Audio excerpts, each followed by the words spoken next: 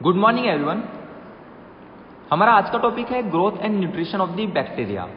तो हम हमारे आज के इस टॉपिक में बैक्टीरिया की कैसे ग्रोथ होती है, उसको ग्रोथ के लिए कौन कौन से न्यूट्रिशन की जरूरत पड़ती है, कौन कौन से टाइप ऑफ न्यूट्रिशनल बैक्टीरियाज होते हैं और कौन कौन से फैक्टर्स है जो उसको इन्फ्लुएंस कर सकते हैं, इन सारी बातों का डिस्कस हम हमारे आज के टॉपिक में करेंगे। तो आज का हमारा topic growth and nutrition of the bacteria start करते हैं। तो ग्रोथ में मेनली क्या होता है, नॉर्मली अगर मैं ग्रोथ की बात करूं तो इसके अंदर सब शेप, साइज, वेट बढ़ता है। क्या होता है? शेप, साइज, वेट बढ़ता है अगर मैं नॉर्मली ग्रोथ की बात करूं। ठीक है, अब ग्रोथ ऑफ बैक्टीरिया क्या है ये सुनना। इसके अंदर ऑर्डरली इंक्रीज होगी सेल कंपोनेंट की क्वांटिटी। भाई सेल के जो भी कंपोनेंट्स हुए उसके नंबर्स में एक ऑर्डरली इंक्रीज आएगा। ठीक है, उसकी वजह से बैक्टीरियल सेल के अंदर बढ़ेगा साइज, वेट और शेप। इन एडिशन अगर मैं आपको और बताना चाहूं तो सुनना, ग्रोथ एक ऑर्डरली इंक्रीज होता है सेलुलर कॉन्स्टिट्यूएंट के क्वांटिटी के अंदर। ये मैंने पिछली स्लाइड में आपको बताया। इसकी वजह से क्या होगा कि इंक्रीज होगा सेल मास के अंदर, डुप्लीकेशन होगी बैक्टीरियल डीएनए की और उससे सिंथेसिस होंगे न्यू सेल वॉल। अब जैसे ही न्यू सेल वॉल सिंथेसिस हुआ, फाइनली सेल डिवीजन होगा। ठीक है, ये जो प्रोसेस होती है ये एसेक्सुअल मोड ऑफ रिप्रोडक्शन है जिसको हम बोलते हैं बाइनरी फ्यूजन। क्या बोलते हैं? Binary fusion. इस मोड ऑफ रिप्रोडक्शन में क्या होता है, एक बैक्टीरिया से दो बैक्टीरिया बनेंगे, डिवाइड होके दो बन जाएंगे, दो से चार बनेंगे, चार से आठ बनेंगे एंड सो ऑन। मतलब कि जो नंबर ऑफ बैक्टीरिया है वो क्या हो रहा है, मल्टीपल होके बढ़ता जा रहा है। तो क्या हो रही है, इसमें ग्रोथ हो रही है उस बैक्टीरिया की। तो जो बैक्टीरिया की ग्रोथ होती है वो ऐसे ही नहीं हो जाती है। इसके लिए उसे खूब सारे एलिमेंट्स, खूब सारे न्यूट्रिशन, खूब सारा एनवायरमेंटल फैक्टर अपनी हेल्प में चाहिए होता है। ठीक है, तो अगर मैं ग्रोथ रिक्वायरमेंट की बात करूं तो ग्रोथ रिक्वायरमेंट फर्स्ट आता है मेजर एलिमेंट। ग्रोथ रिक्वायरमेंट में फर्स्ट आता है मेजर एलिमेंट, जो कि इसको भारी मात्रा में मिलेगा और चाहिएगा। यानी कि अगर एग्जांपल बताऊं तो वह carbon, hydrogen, oxygen, nitrogen, phosphorus etcetera. Trace element यानी कि जो इसको कम मात्रा में, माइनर अमाउंट में चाहिएगा। ठीक है, यानी कि copper, cobalt, zinc etcetera. Growth factors की अगर अपन बात करें तो बहुत सारे ऐसे ऑर्गेनिक कंपाउंड्स होते हैं जो, चाहे वो ऑटोट्रोफिक बैक्टीरिया हो या फिर हेटरोट्रोफिक बैक्टीरिया हो, उनको स्मॉल अमाउंट में ही चाहिए हो लेकिन चाहिए होते हैं। ठीक है, अब ऑटोट्रोफ और हेटरोट्रोफ की अपन अगली स्लाइड्स में बात करेंगे। पहले समझो कि कौन कौन से फैक्टर्स हो सकते हैं। ठीक है, तो फर्स्ट वन आता है प्योरीन, सेकंड आता है अमाइनो एसिड और थर्ड आता है विटामिन। तो जो प्योरीन होता है इसको आपने डीएनए की स्ट्रक्चर के अंदर इसका नाम सुना होगा। ठीक है, अमाइनो एसिड का आपने प्रोटीन की स्ट्रक्चर के अंदर नाम सुना होगा और विटामिन का तो नॉर्मली आप सुनते ही रहते हैं। तो इनकी अब अपन डिटेल में बात करते हैं। प्योरीन, जैसे मैंने आपको बोला था कि डीएनए की स्ट्रक्चर के अंदर नाम सुना होगा, तो ये क्या करते हैं, ये हेल्प करते हैं सिंथेसिस में न्यूक्लिक एसिड की सिंथेसिस में इनका रिक्वायरमेंट होता है और ये हेल्प करते requirement synthesis of the nucleic acid, जैसे कि डीएनए और आरएनए में होता है। अमाइनो एसिड के बारे में सुनना, अमाइनो एसिड और अमाइनो एसिड मिलकर प्रोटीन बनाते हैं। अगर इनको मैं नॉर्मली सिंपली बोलूं तो amino acid is building blocks of the protein. एक अमाइनो एसिड से दूसरा मिला, दूसरे से तीसरा मिला, तीसरे से चौथा मिला और ये सब मिलके बनेंगे प्रोटीन। तो it is required for the synthesis of protein. Vitamin के बारे में सुनना, विटामिन आपने पढ़े होंगे, फैट सोल्यूबल होते हैं और वाटर सोल्यूबल होते हैं।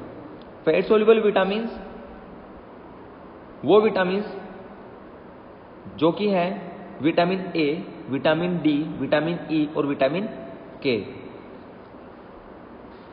और इसके अलावा जो आ गए वो कौन से हो गए? विटामिन बी कॉम्प्लेक्स, जिसके अंदर फर्दर सब डिवाइडेशन हो जाता है, vitamin B1, B2, B6, B12। तो इसके अंदर मैंने आपके मेनली जो विटामिन लिए हैं वो हैं vitamin B1, B2, B6, B12 और विटामिन ए। ये सारे के सारे विटामिन जो हैं वो को एंजाइम की तरह वर्क करते हैं। अब को एंजाइम के बारे में सुनना, को एंजाइम जो होता है वो अकेला वर्क नहीं करता, ठीक है, ये सब साथ में वर्क करते हैं और रिएक्शन को प्रोसेस कराने में हेल्प करते हैं बार बार। समझ में आया? अब कौन कौन से nutritional type of bacteria available होते हैं? तो first one is autotrophic bacteria. तो यहां पे जो आपको वर्ड दिख रहा है ओटो यानी कि खुद ब खुद, तो ये वो बैक्टीरिया होते हैं जो अपना खाना खुद बना सकते हैं, ठीक है, जो अपना खाना खुद बना सकते हैं from the organic substance supplied from the environment. जो भी ऑर्गेनिक सब्सटेंस मिल रहा है उन्हें एनवायरमेंट के थ्रू, उसके थ्रू ये अपना खाना स्वयं बना सकते हैं, ठीक है। इसके अंदर वापस सब डिवाइडेड हो जाता है दो के अंदर, फोटो ऑटोट्रोफिक जिसके अंदर उसको लाइट एनर्जी से बना लेगा, और कीमो ऑटोट्रोफिक जिसके अंदर ये केमिकल एनर्जी की रिक्वायरमेंट रहेगी, फॉर एग्जाम्पल CO2। अगर मैं बात करूं सेकंड बैक्टीरिया की जो कि हेट्रोट्रोफिक बैक्टीरिया, तो ये वो बैक्टीरियाज होते हैं जो अपना खाना खुद नहीं बना सकते, ठीक है, इन्हें एक्सटर्नल सोर्स पे उसके लिए डिपेंड होना पड़ता है। इसके अंदर भी वापस वही डिवाइडेशन होता है। ये यहाँ पे मैंने गलत लिख दिया है ऑटोट्रोफ, यहाँ पे आएगा फोटो हेट्रोट्रोप्स और कीमो हेट्रोट्रोप्स, ठीक है। थर्ड जो कैटेगरी आती है वो आती है सेप्रोफाइटिक बैक्टीरिया।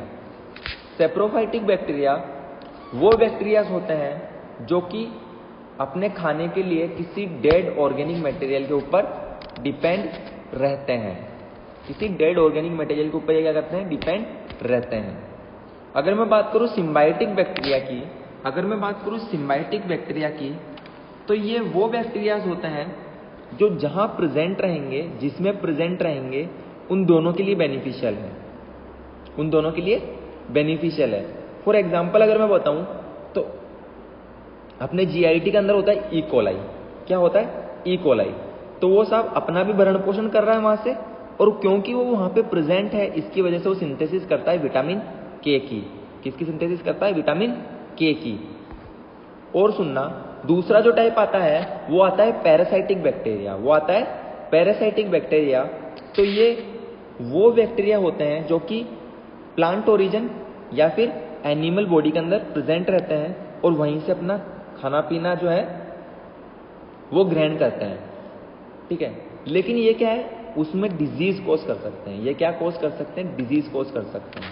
पिछला वाला जो था वो बेनिफिशियल था दोनों के लिए, मतलब कि जो खा रहा है वो भी बेनिफिशियल है, यानी कि जहां वो प्रेजेंट है तो बैक्टीरिया वहां से अपनी न्यूट्रिशन ले रहा है, ठीक है, और जहां पे वो प्रेजेंट है वहां पे वो कुछ ना कुछ बेनिफिट दे रहा है। लेकिन जो ई वाला है पैरासाइटिक बैक्टीरिया, ये जहां पे प्रेजेंट है, ठीक है, ये जहां पे प्रेजेंट है वहां से अपना न्यूट्रिशन तो लेगा, लेकिन ये वहां पे डिजीज भी कोज कर सकता है, ठीक है।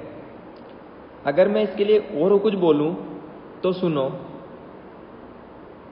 ये वो बैक्टीरिया है जिस थाली में खाता है उसी में छेद करता है। समझ में आया? आगे सुनना, culture media for growth of bacteria. तो कल्चर मीडिया क्या है? मैंने आपको बोला था कि ग्रोथ ऐसे ही नहीं हो जाती है, उसको खूब सारे ग्रोथ फैक्टर्स की जरूरत पड़ती है, खूब सारे न्यूट्रिशन की जरूरत पड़ती है, ठीक है। तो जो ग्रोथ है और जो सर्वाइवल है बैक्टीरिया का, वो डिपेंड करता है कि साहब उसको एडिक्वेट मात्रा में, ठीक है, ऑप्टिमम अमाउंट के अंदर न्यूट्रिशन और फेवरेबल एनवायरनमेंट मिलता रहना चाहिए, ठीक है। और वो जो फेवरेबल एनवायरनमेंट है और फेवरेबल न्यूट्रिशन है वो कहलाएगा ग्रोथ मीडियम। वो क्या कहलाएगा? Growth medium. और जो कल्चर मीडिया होता है, वो एक सॉल्यूशन होता है जो कंटेन करेगा न्यूट्रिशन,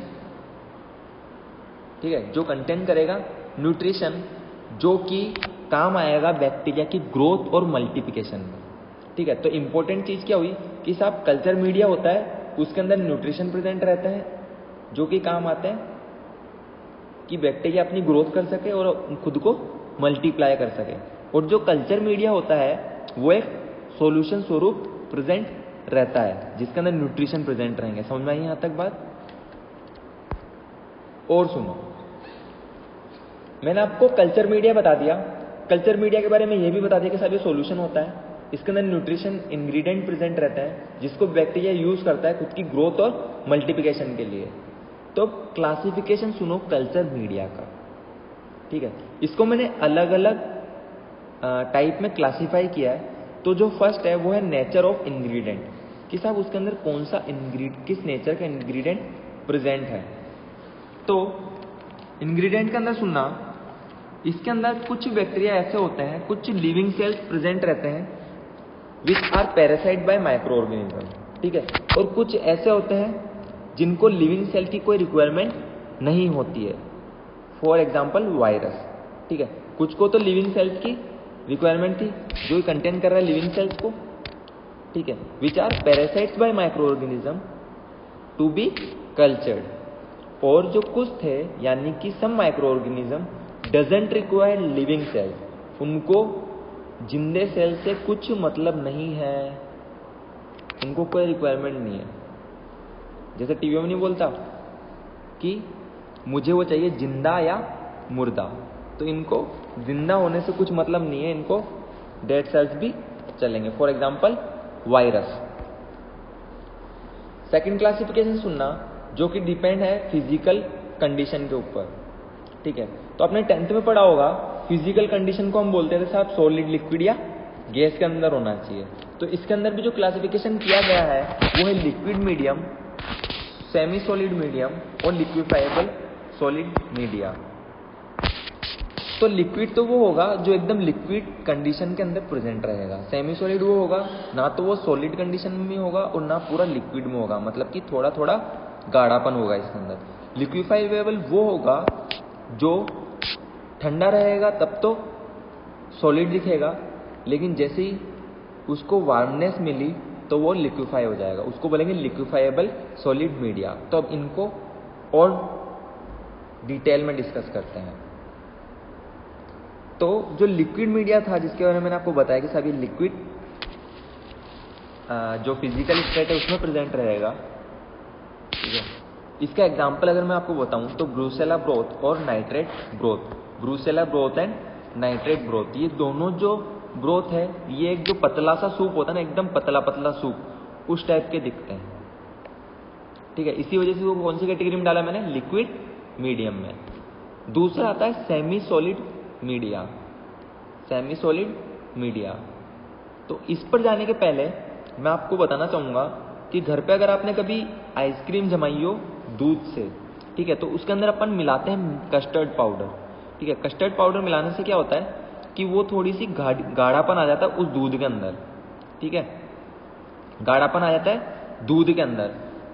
और वो जो गाढ़ापन होता है ना उसको आप बाद में फ्रीज करके और सॉलिड करते हो।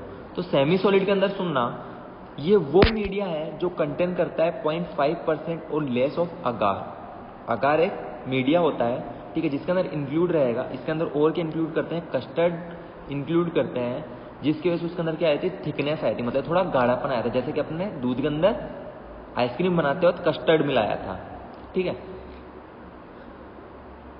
अब जो अगार है वो तो सीवीड है, ठीक है, और जो कस्टर्ड है उसके अंदर आपने क्या किया? मिल्क, उसके अंदर मिलाई स्वीट और उसके अंदर मिलाया एग। यानी कि अगर इसको मैं शॉर्ट में बोलूं तो आपने क्या किया है? शुगर और कार्बोहाइड्रेट मिला दिए हैं, ठीक है, जिसके अंदर से क्या हो जाएगा, इसके अंदर गाढ़ापन आ जाएगा और वो आएगा किसी कैटेगरी में सेमी सॉलिड मीडिया में। ये ना तो पूरा लिक्विड है और ना पूरा सॉलिड है। इसका अगर मैं एग्जांपल बताऊं तो एग्जांपल सुनना, सिस्टीन ट्रिप्टिकेस अगार मीडियम। क्या है इसका एग्जांपल? सिस्टीन ट्रिप्टिकेस अगार मीडियम। तो किस टाइप का अगार मीडियम है? Semi solid media. अगर मैं इसके अंदर थर्ड बताऊं तो आता है लिक्विफाइबल सॉलिड मीडिया। क्या आता है? लिक्विफाइबल सॉलिड मीडिया। तो ये वो मीडियम होते हैं जो वैसे तो क्या होंगे, जब ठंडी वातावरण में रहेंगे, ठंडे एटमॉस्फेयर में रहेंगे, ठंडे एनवायरनमेंट में रहेंगे, तब ये रहेंगे सॉलिड। लेकिन ये लिक्विड के अंदर चेंज हो जाते हैं जैसे इसको वार्मनेस मिलेगी, इसीलिए इसको लिक्विफाइबल सॉलिड कहा गया है, जिसके अंदर रिवर्सिबल चेंज होता है सॉलिड से लिक्विड के अंदर। समझ में आया? इसका एग्जांपल दूं तो सुनना, सैल्मोनेला शिगेला अगार मीडिया न्यूट्रिएंट जेलेटिन मीडियम। ये किसका एग्जांपल है? लिक्विफाइबल सॉलिड मीडिया का। अब जो थर्ड क्लासिफिकेशन आता है वो बेस है फंक्शन के ऊपर। किसके ऊपर बेस है? फंक्शन के ऊपर। तो फंक्शन भाई साहब अलग अलग हो सकते हैं। आप स्टोर करने के काम में भी ले सकते हैं, आप मीडिया को एनरिच करने के काम में भी ले सकते हैं, जिसके अंदर ब्लड कंटेंट्स वगैरह आ जाएंगे, विटामिन आ जाएंगे ना। डिफरेंशियल, किसी को डिफरेंशिएशन करने के काम में भी ले सकते हो, भिन्न भिन्न प्रकार में डिवाइड करने में। प्लस सेलेक्टिव मीडिया, यानी कि वो ओनली सेलेक्टिव जो चीजें होंगी उनके ऊपर ही वर्क करेगा, बाकी सबको क्या करेगा? इनहिबिट करेगा। ऐसे मीडिया है, इसका मैं आपको आगे स्लाइड में बताऊंगा। वैसे सारे अगली स्लाइड्स के अंदर अपन मेन डिटेल में पढ़ेंगे, लेकिन अभी मैं ओनली नाम के साथ साथ आपको थोड़ा थोड़ा बताता जा रहा हूँ। मेंटेनेंस मीडिया मेंटेन करने के काम में आएगा उस बैक्टीरिया को। एनारोबिक मीडिया, कुछ बैक्टीरिया ऐसे होते हैं जो ऑक्सीजन की एब्सेंस के अंदर अपना प्रभाव दिखाते हैं, वो होते हैं एनारोबिक मीडिया। ठीक है, एनारोबिक बैक्टीरिया, और उसको प्रिजर्व करने के अंदर जो मीडिया काम आएगा वो आएगा एनारोबिक मीडिया। ट्रांसपोर्ट मीडिया, मतलब कि अगर भाई आप किसी बैक्टीरिया का सेम जगह ट्रीटमेंट नहीं कर सकते तो उसको आपको ट्रांसपोर्ट करना पड़ेगा। ठीक है, अब ट्रांसपोर्ट होने में कुछ टाइम भी लग सकता है। ठीक है, तो तब तक वो खराब ना हो, एकदम वायबल रहे और ना मल्टीप्लाई करे, उससे प्रिजर्व करने के लिए उसको एक मीडिया में रखा जाएगा, वो होगा ट्रांसपोर्ट मीडिया। समझ में आया? मतलब तब तक वो ना खराब हो, ना मल्टीप्लाई करे और ना डिवाइड हो, सेम जिस कंडीशन में था उस कंडीशन में ही रहे, वो होगा ट्रांसपोर्ट मीडिया। तो अब हम इतने सारे जो नाम पढ़े उन सबको डिटेल में पढ़ेंगे। तो फर्स्ट आता है स्टोरेज मीडिया। फर्स्ट आता है कौन सा? Storage media. तो स्टोरेज मीडिया के बारे में सुनना। स्टोरेज मीडिया वो मीडिया है जिसको अगर आप स्टोर करोगे लंबे समय तक, ठीक है, तो भी वो एक सोर्स की तरह वर्क करेगा कि साहब जो कल्चर है वो वायबल रहे, मतलब कि जिंदा रहे। ठीक है, मेनली क्या होता है कि जो वाटर है वो डिग्रेडेशन का काम करता है। क्या काम करता है? वाटर डिग्रेडेशन का काम कर देता है। तो इसी वजह से इसको साहब आप ड्राई फ्रीज मेथड से प्रिजर्व करोगे, मतलब ड्राई होगा तो उसमें वाटर नहीं आएगा, फ्रीज से वो खराब नहीं होगा। और इसी प्रोसेस को हम क्या बोलते हैं? लाइफोलाइजेशन मेथड। या तो आप लाइफोलाइजेशन मेथड बोल दो या फिर फ्रीज ड्राई मेथड बोल दो। ये क्या किया अपन ने? इसको प्रिजर्व करने का काम कर लिया, लंबे समय तक रखने के लिए। दूसरा आता है एनरिचमेंट मीडिया, जिसके अंदर आते हैं अपने ब्लड कंटेंट्स, जैसे सीरम हो गया, हेमोग्लोबिन हो गया, ठीक है ना, या फिर फर्दर जो न्यूट्रिएंट्स आते हैं जैसे कि विटामिन और अमीनो एसिड हुए। अगर मैं इसका एग्जांपल बताऊं तो वो आता है जीएन ब्रोथ। क्या आता है? GN broth. थर्ड आता है डिफरेंशियल मीडिया। ये डिफरेंशिएट करने का काम आता है ऑर्गेनिजम्स को। किस काम में आता है? डिफरेंशिएट करने का काम आता है ऑर्गेनिज्म को। ठीक है, अगर मैं एग्जांपल बताऊं तो सुनना, लाइक हीमोलाइसिस और बायोकेमिकल चेंजेस। इसका एग्जांपल सुनना भाई, ब्लड अगार मीडियम है, ब्लड अगार मीडियम है जो कि डिफरेंशिएट करता है हीमोलाइटिक स्पीशीज को नॉन हीमोलाइटिक स्पीशीज से। अब हीमोलाइटिक क्या होती है? हीमोलाइटिक, हीम मतलब खून, और लाइटिक मतलब तोड़ना, मतलब कि जो खून को तोड़ता है, ठीक है, वो हो गया हीमोलाइटिक। और नॉन हीमोलाइटिक मतलब जो उस पर कोई प्रभाव नहीं करेगा। तो ये उसके अंदर डिफ्रेंशिएट करता है हीमोलाइटिक को नॉन हीमोलाइटिक से डिफ्रेंशिएट करने के अंदर ब्लड के अंदर काम आता है अगार मीडियम का। समझ में आया क्या? फोर्थ आता है सेलेक्टिव मीडिया। फोर्थ आता है क्या? Selective media. तो ये क्या सेलेक्टिव ग्रुप के ऊपर ही वर्क करता है, मतलब कि it is use for the growth of only selected group of organism. मतलब सेलेक्टेड ग्रुप ऑफ ऑर्गेनिज्म उनकी तो क्या करेगा, ग्रोथ करवा देगा। वाइल यहाँ पे लिखा हुआ है इनोवेटिंग, इनोवेटिंग नहीं है, इनोवेटिंग नहीं है, ये इनहिबिटिंग है ना, तो इसको करेक्शन कर लेना आपके पीडीएफ नोट्स में भी। कुछ जो सेलेक्टेड ग्रुप है उनकी तो क्या कराएगा, ग्रोथ करवाएगा, और उसके कंपैरिजन में अगर मैं औरों की बात करूं तो उसको ये क्या करेगा, उनकी ग्रोथ को इनहिबिट कर देगा। एग्जाम्पल सुनना, मैकोंकी अगार मीडियम जो कि आइसोलेशन करता है ई कोलाई का, इसको अपन यूज करते हैं isolation of the E coli में। नेक्स्ट आता है ऐसे मीडियम, ये थोड़ा इंपॉर्टेंट सा है क्योंकि इसका जो रोल है वो अच्छा है, ठीक है, वैसे सारी इंपॉर्टेंट है लेकिन इसका थोड़ा और है। कैसे? ये मेन इन्फ्लुएंस करता है, मतलब प्रभाव डालता है बैक्टीरियल सेल्स के ऊपर। कैसे? ये फॉर्मेशन करता है एंजाइम्स की, ठीक है, फॉर्मेशन करता है एंजाइम्स की, टॉक्सिन्स की और एंटीबायोटिक्स और बायोएक्टिव प्रोडक्ट की। किस किस की करेगा? ये मेन प्रभाव डालेगा बैक्टीरियल सेल पे जो कि फॉर्म कर रहा हो एंजाइम, टॉक्सिन, एंटीबायोटिक और बायोएक्टिव प्रोडक्ट। उसकी वजह से क्या होगा, ये जो मीडिया था कौन सा, ऐसे मीडिया, ये यूज लिया जाता है बाय द टेक्नोलॉजिस्ट, ठीक है, जो टेक्नीशियंस होते हैं, जो रिसर्च कर रहा होगा वो यूज करता है, टेक्नोलॉजिस्ट इसको यूज करता है for the to check the effectiveness of anti microbial drug and to assess the effect of disinfectant and antiseptics. मतलब कि भाई जो टेक्नोलॉजिस्ट है वो अपनी रिसर्च कर रहा है, ठीक है, तो वो इसको टेस्ट करने के लिए यूज ले सकता है कि भाई जो भी एंटी माइक्रोबियल ड्रग है उसकी क्या इफेक्टिवनेस है। अगर इसके लिए यूज नहीं ले रहा तो जो अपने डिसइंफेक्टेंट और एंटीसेप्टिक्स होती हैं जो कि अपन स्टेरिलाइजेशन प्रोसेस में काम ले रहे थे, उसकी इफेक्टिवनेस को भी काम में लेने के लिए, ये टेस्ट में लेने के लिए इसको काम में ले सकते हैं। क्यों? क्योंकि ये क्या कर रहा था, formation of the enzyme, toxin, antibiotic and the bioactive products. Sixth आता है मेंटेनेंस मीडिया। तो भाई अगर आपको उसकी फिजियोलॉजिकल यानी कि फंक्शनल जो चीज है उसको मेंटेन रखना है, उसको वायबल रखना है बैक्टीरियल कल्चर की को, तो उसके लिए लिए जाने वाला जो मीडिया है उसको बोलते हैं मेंटेनेंस मीडिया। तो इसकी डेफिनेशन सुनना, these media are use for maintain physiological characteristics and viability of the bacterial culture.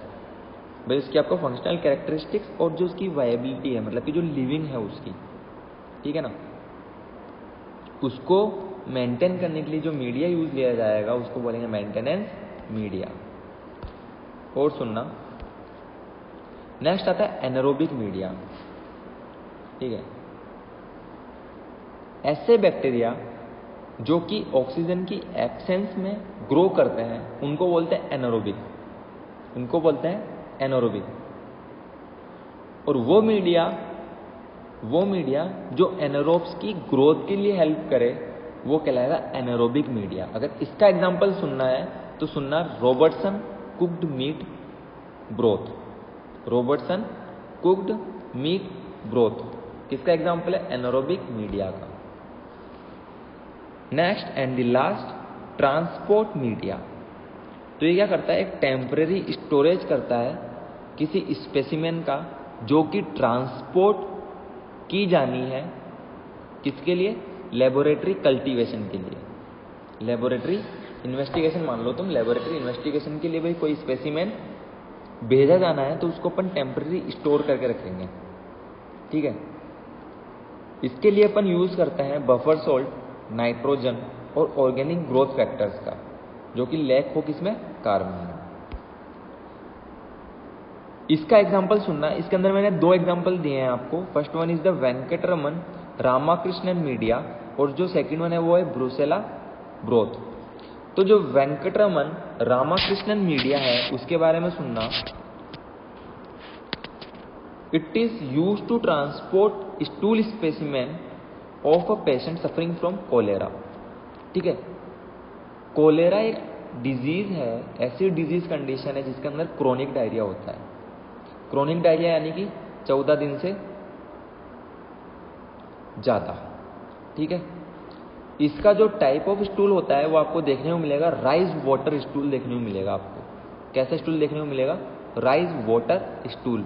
तो आप अगर राइज वाटर स्टूल देखना हो कैसा दिखता है तो आप गूगल पे सर्च करना और इमेज के अंदर देखना राइज वाटर स्टूल। ठीक है, तो वैसा स्टूल देखने को मिलेगा आपको कोलेरा के अंदर।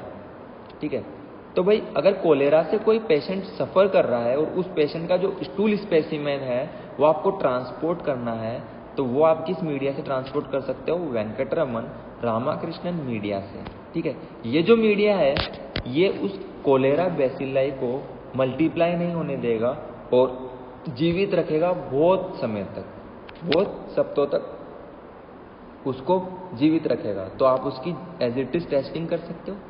ठीक है, इसमें हेल्प करेगा। नेक्स्ट आता है ब्रूसेला ब्रोथ। जैसे मैंने पिछले जो रामाकृष्णन वाला जो एग्जांपल दिया था, ठीक है, उसमें मैंने आपको बोला था साहब वो मीडिया किस में यूज आएगा? कोलेरा के अंदर। तो ये जो ब्रूसेला ब्रोथ है ये काम में आएगा for the detection of the H pylori, for the transportation of H pylori bacteria. सुनना इसके बारे में। देखो जो पेप्टिक अल्सर्स होते हैं, ठीक है, जो पेप्टिक अल्सर्स होते हैं उसका पॉजिटिव एजेंट होता है, उसका पॉजिटिव एजेंट होता है एच पाइलोराई। एच पाइलोराई बोले तो हेलिकोबैक्टर पाइलोराई। पॉजिटिव एजेंट कौन हुआ? Helicobacter pylori. ये मेनली आपको डुओडेनम, इसोफेगस में और स्टमक में देखने को मिलेगा।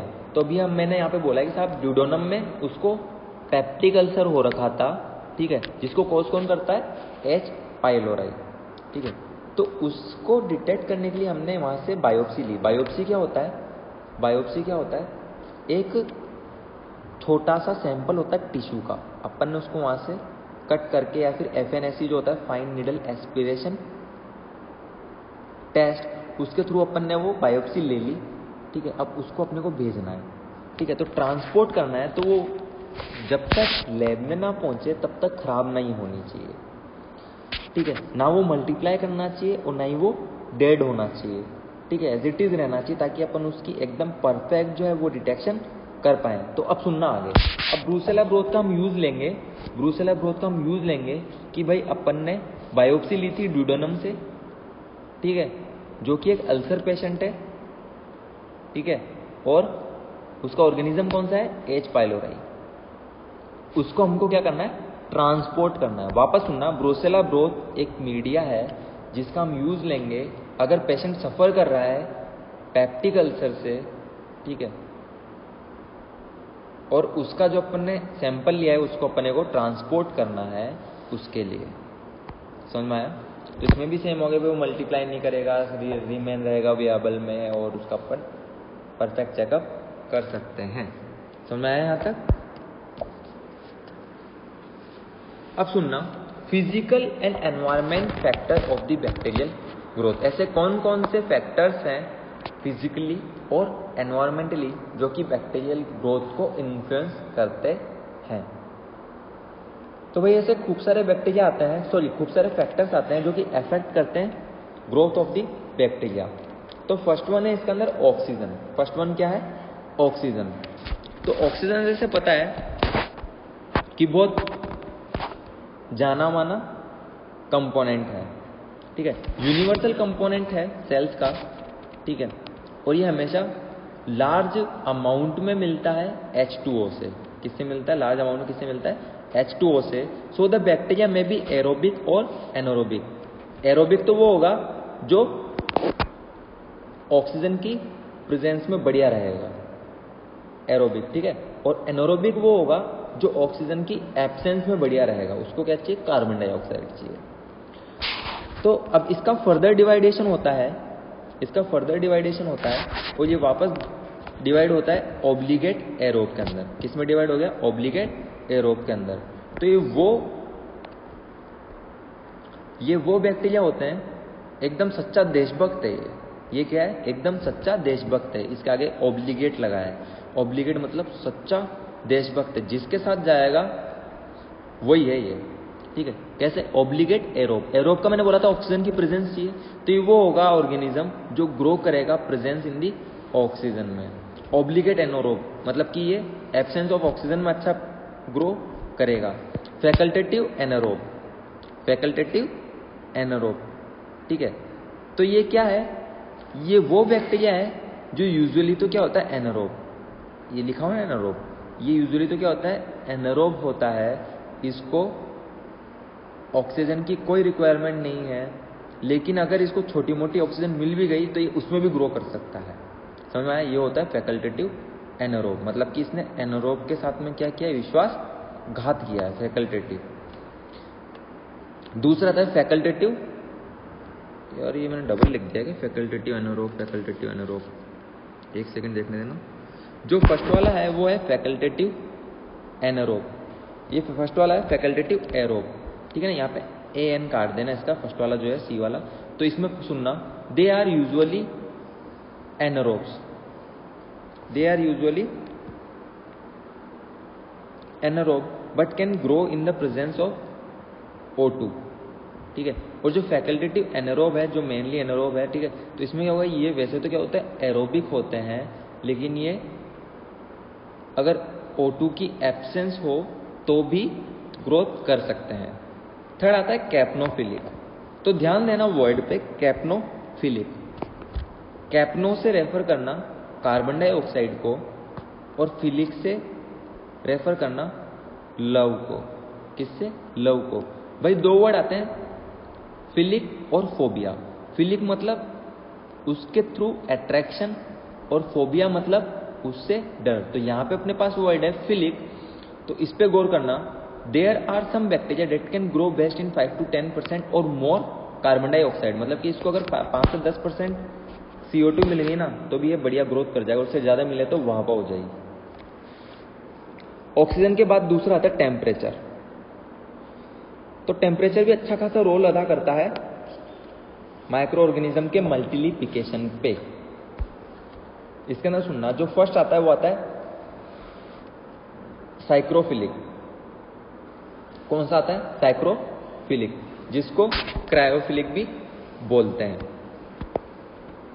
ये वो एक्सट्रीमोफिलिक ऑर्गेनिज्म होते हैं जो कि -21 डिग्री सेल्सियस से लेके +10 डिग्री सेल्सियस तक अच्छी तरह जीवित रह सकते हैं, ग्रोथ कर सकते हैं और मल्टीप्लाई हो सकते हैं, यानी कि रिप्रोडक्शन कर सकते हैं। मतलब इसको कितना टेम्परेचर मिल गया तो ये बढ़िया है, -20 डिग्री सेल्सियस से +10 डिग्री सेल्सियस, इनके लिए बहुत अच्छा है। इनका नाम क्या है, साइक्रोफिलिक बैक्टीरिया। दूसरा आता है मीजोफिलिक। मीजोफिलिक में उससे थोड़ा सा बढ़ा हुआ टेम्परेचर आ जाएगा, ठीक है। पिछली बार मैंने 10 डिग्री तक की बात करी थी, इसमें आ जाएगा 20 से 45 डिग्री तक का, ठीक है। यानी कि ये मॉडरेट कंडीशन में काम करने वाले इंसान हैं, जिनको ना तो ज़्यादा सर्दी चाहिए और ना ज़्यादा गर्मी चाहिए। 20 से 45 डिग्री सेल्सियस टेम्परेचर मिल गया, इनफ है इनके लिए, ये वहीं ऑप्टिमम ग्रोथ कर सकते हैं। तीसरा सुनना, तीसरा है थर्मोफिलिक।